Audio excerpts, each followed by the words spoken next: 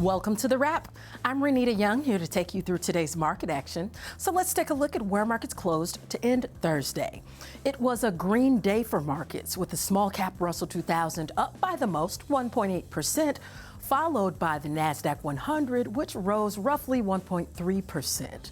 The S&P 500 and the Dow ended up by more than 0.5%. Now, taking a look at the leading and lagging sectors on the day, 9 of the 11 S&P 500 sectors ended higher, with tech leading the way, rising 1.6%, followed by consumer discretionary. To the downside, materials and healthcare were the sole sectors to end in the red.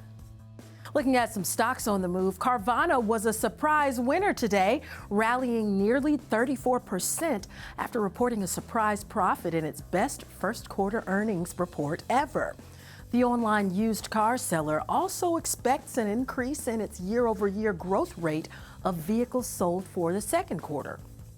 On the other hand, to the downside, Etsy was the biggest laggard in the S&P 500 today.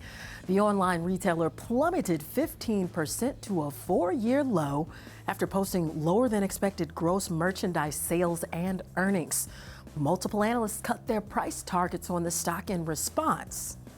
And finally, Apple shares closed around 2% higher. Then after the bell, the company reported earnings that beat expectations on the top and bottom lines. The tech giant additionally announced a $110 billion stock buyback program and a 25 cents per share dividend. Let's look at what to watch for tomorrow. It's a big day for data. We'll see the April jobs report in the morning and the PMI composite final, and then the ISM services data.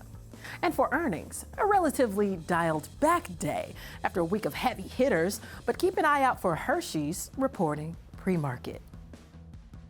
That'll do it for The Wrap. I'm Renita Young, and remember to tune in 24/7 to schwabnetwork.com.